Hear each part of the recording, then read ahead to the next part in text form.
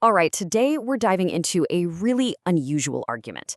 It's one that takes this deeply theological idea and claims to prove it with, get this, a mechanical lock and key. A lock that it says anyone, and I mean anyone, can test. So how on earth does that work? So the whole thing kicks off with this one really cryptic line. The source material we're looking at takes this and says, nope, this isn't poetry. They see it as a literal factual claim of priority. We're talking about being the absolute first, before anything else was even on the map. And this is where it gets really interesting. This is the core puzzle the source is trying to crack. How do you take a secret name, something no one knows, and turn it into a public, real-world test? I mean, how do you even begin to build a metaphysical lock and key that you or I could actually go and examine? That's the challenge they set for themselves.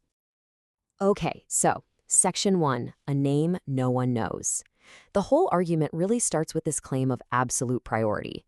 It's not just about being first in line. It's about being the starting point for, well, everything that comes next. So, what this does is it completely reframes the idea of first. Think about it. This isn't a race to some finish line. It's a statement of pure logical sequence. If something is truly, undeniably first, then everything else, the whole world, you, me, can only, by definition, come after. It basically locks in an unchangeable order right from the get-go. All right, moving on to Section 2, the clock and the rule. So the big question is, how does this abstract idea of being first become something you can actually test? Well, the source claims to build a mechanism from it. Think of it like a metaphorical clock, and this clock is governed by one incredibly simple rule. And here it is. This is the engine that drives the whole thing. They call it the tree of life axiom. It's super simple. If it takes, it gives. If it gives, it takes. That's it. It's a rule of perfect, balanced exchange. Nothing can be taken without something else being given in return, and the other way around. The source argues this isn't just a suggestion, it's a fundamental, unbreakable law of the entire system they're laying out. So how does this one simple rule create a whole structure? It's actually pretty clever the way the logic flows. Okay, so first, you have the axiom, this rule of perfect exchange. Now, if every take has to be balanced by a give, you can't just have a straight line of events, right? It has to circle back on itself. That forces it into a closed loop, what the source calls a blue ring. Then, for that loop to work perfectly, there has to be one single point. Let's call it the 12 o'clock position. We're taking hands off to giving. And what does that create? It creates one and only one specific entry point into the system. And whoever arrives there first, well, they claim ownership of the whole thing. So we've got this abstract clock built from a single rule. Now what? This brings us to Section 3, the falsifiable door test. Here's where the source applies this mechanism to a very specific problem it calls Christ's dilemma.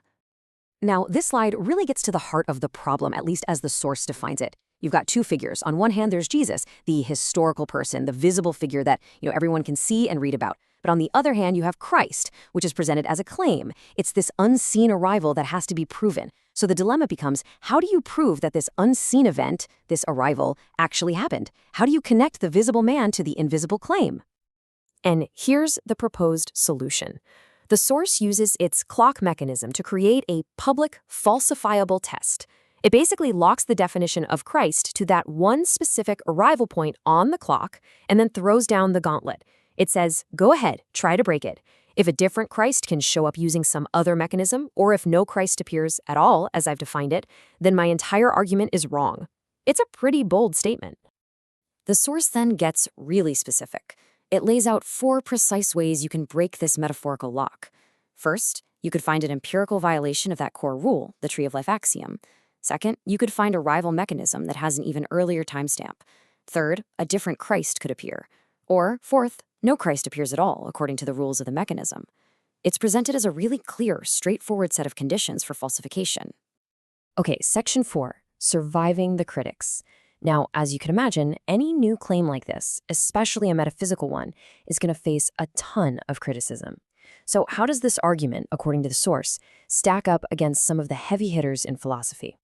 To defend itself, the argument uses a really interesting strategy. It's basically the same move against every critic. You've got classical atheism demanding public evidence. You've got Baudrillard saying any sign is just a copy without an original. Nietzsche saying we should create our own values. Physicalism saying it's all just in the brain. And for each of them, the rebuttal is the same. Forget the big philosophical debate for a second and just focus on the test. The source basically says, look, the lock is public, the key is singular, and its priority is a testable fact. It tries to sidestep all these bigger questions by pointing back to its specific falsifiable claim. And that brings us to our final section, number 5, an unbroken lock. So after everything, the axiom, the clock, this door test, the philosophical defenses, we come right back to the central claim.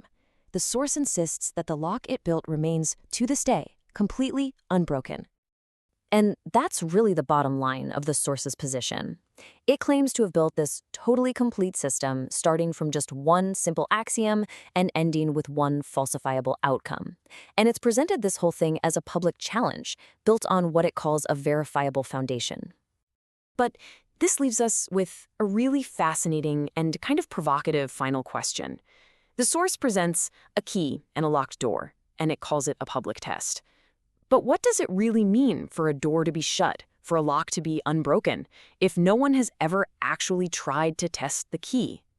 It creates this incredible tension, doesn't it, between a claim of objective public proof and the reality of whether anyone is even willing or able to pick up the challenge and see if it works.